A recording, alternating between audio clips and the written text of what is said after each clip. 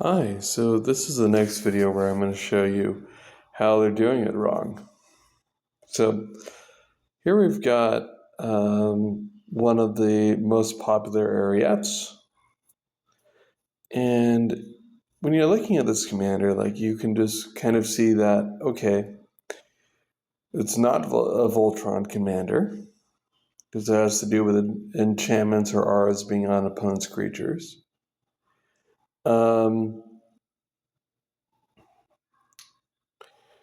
It's not extremely high-powered either as a commander, but it can do some things to assist the idea of doing goading.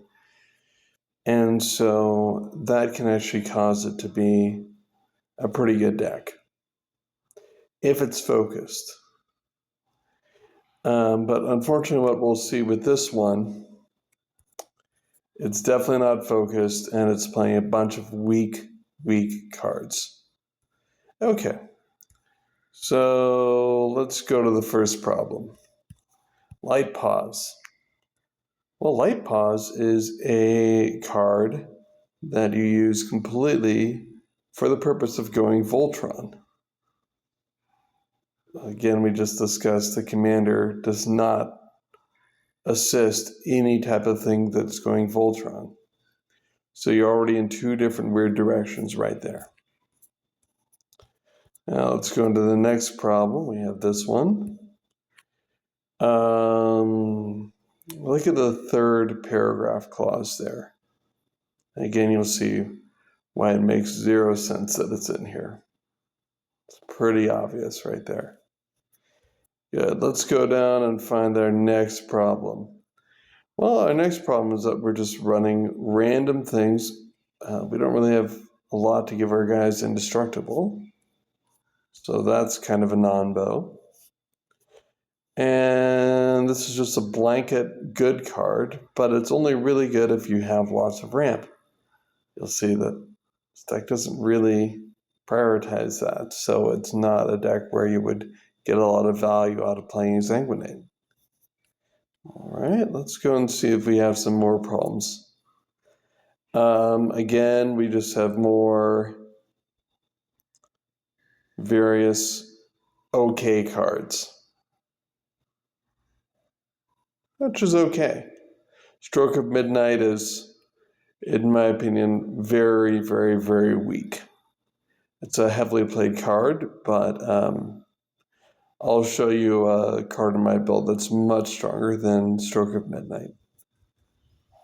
All right, so we've got some standard ramp.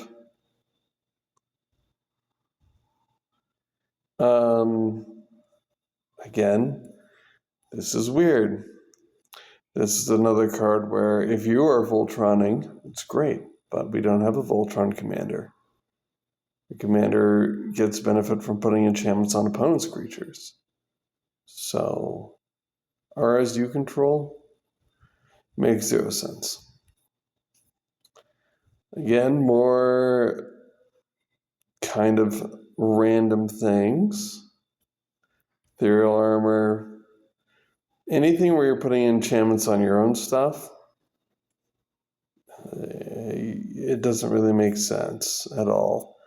All the glitters is nonsensical in the same way.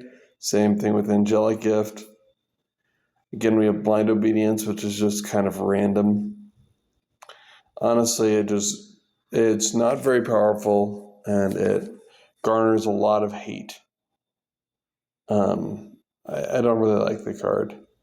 Authority of the Councils is a bit better, but this card is just annoys people and generates a lot of hate and is not very good. Our next problem is Dawn of Hope. So we're not doing individual specific life gain. We're just going for our main life gain trigger. So what you're playing here is something where you have to invest extra mana into it, and you're going to get one additional card on a turn cycle. So it has the same problems and same weird appeal that Phyrexian Arena does. Let's go down a bit further, find our next problem. Well, Dark Tutelage. That's definitely another problem. So that's another card where it's just kind of a bad version of Phyrexian Arena, and Phyrexian Arena is already bad. Really, the last time Phyrexian Arena was good was in the early 2000s in the original black-green mid-range decks. Here's the thing. If you lay down one of these on turn 3, then the most that you're going to get out of it in the game, a regular game of Commander, is probably going to be 5 or 6 cards, and that is best case scenario over an entire game. When we get to my deck, you'll see things where you can re-trigger and get 4 to 6 to 8 cards a turn instead of 5 cards over an entire game. Again, we have this fascination with the same problem, Phyrexian Arena, and another worse version of Phyrexian Arena with Underworld connections. More enchantments that are trying to go on our own creatures, which doesn't really make sense. I mean, I played Timely Ward because it's not really a Voltron card, it's a protection card. But trying to go Voltron and not Voltron at the same time becomes a confused mess. You'd actually see a lot of that problem when you're watching any gameplay videos with this deck, is that a lot of the people who are playing in these gameplay videos are running the same issue, and you'll see in these 4-player games that the Eriette deck basically does almost nothing and then just dies, never presenting really a threat to the table. Again, we have another land or another enchantment that is just to some degree okay. Card is actually pretty poor for a 5-drop, but it's in there, whatever. Okay, so that's this deck that's being pretty random and pretty bad. One other thing that I want to comment on is that I think it is a horrible idea to ever run Evolving Wilds or Terramorphic Expanse in a 2-color deck.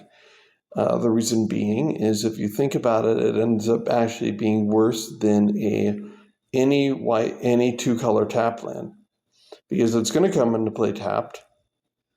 The deck thinning is extremely minimal in a 100-card deck, and it's only going to produce 1 color of mana.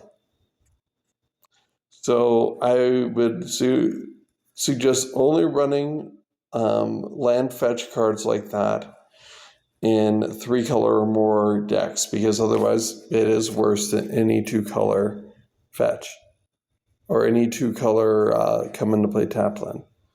Again, this gives you the same problem right there. Okay, so let's look to see what happens when we actually have a focus deck.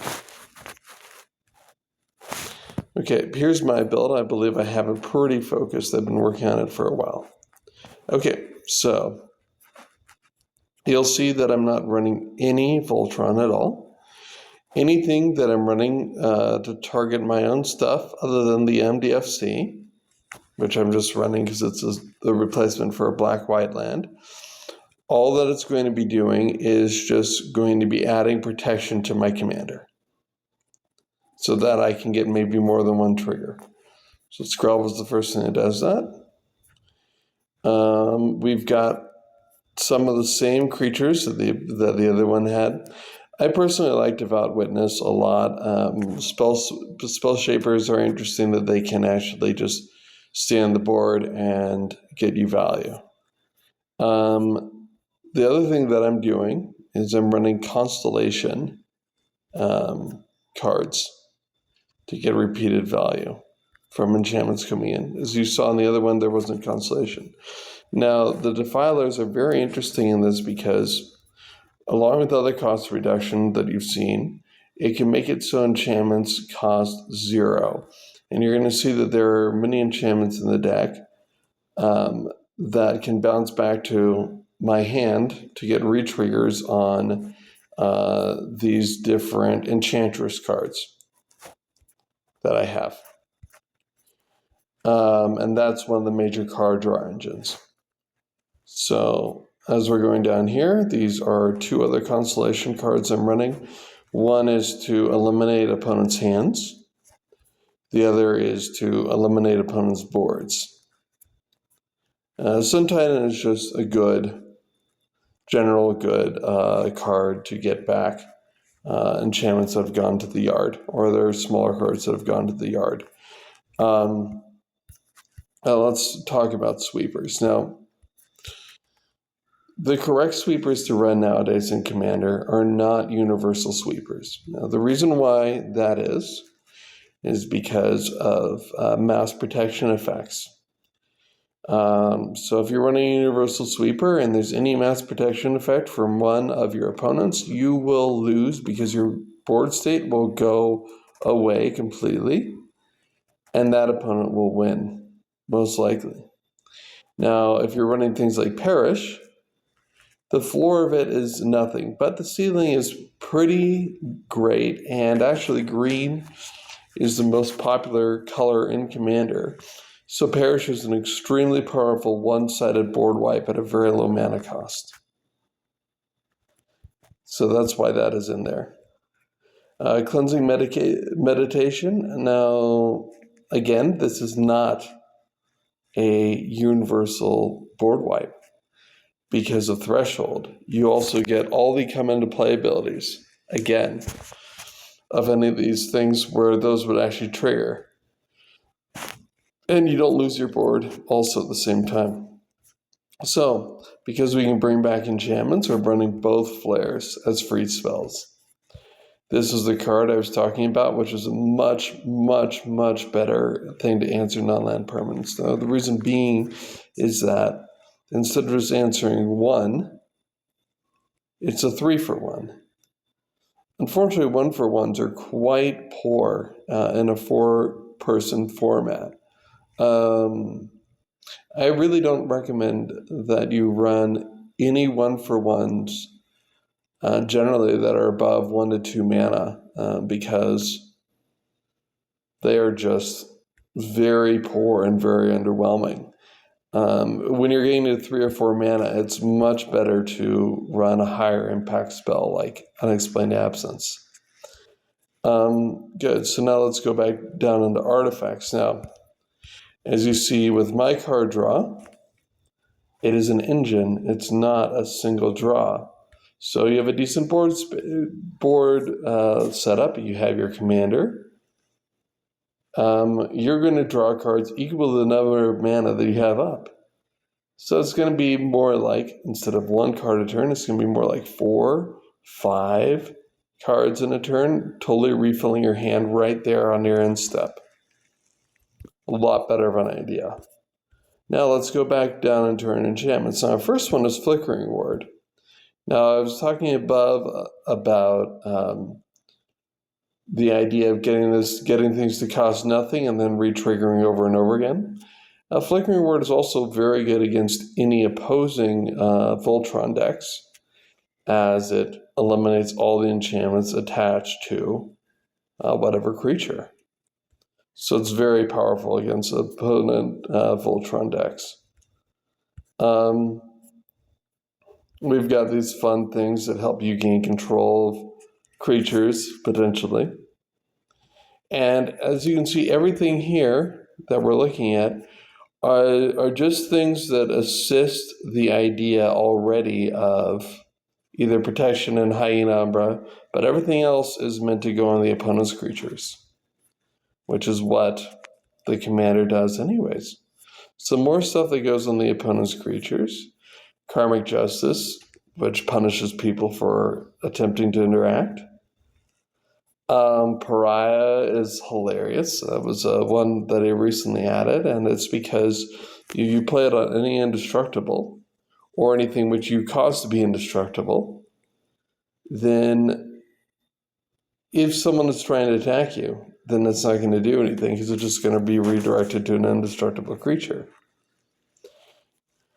Then what I enjoy playing in stacks is not necessarily something that affects everybody universally, but can punish one player that is trying to go off and be a threat to the table. Because I'm trying to, in this deck, play a role where I'm being kind of a background element and eventually getting down to 2 people and eventually trying to win the game from there.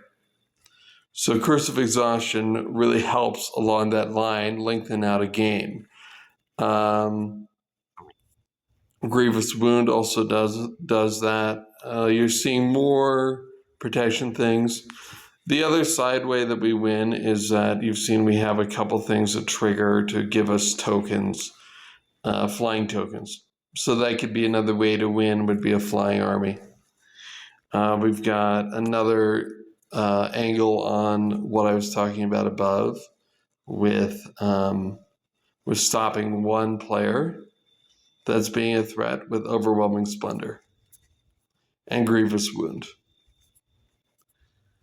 All right, and then we get down onto our lands, very similar to the standard land setup. As you'll see, no Evolving Wilds, no Terramorphic. I think that Myriad Landscape is okay. Even though it's not very ideal, it's actually better in 1 to 2 color decks than more colors, because it only can fetch 1 color and it's meant for ramp. Yes, so this is the whole idea of the deck. Yeah, I hope you guys enjoy. Again, if you want me to do any critiques on any of your decks or tell you how you're doing it wrong, which I don't really want to do, I'd rather just bag on these very popular players or influencers. Or if you come across anything that you see is absolutely crazy, let me know about it, and I'll do a video. And yeah. Thanks.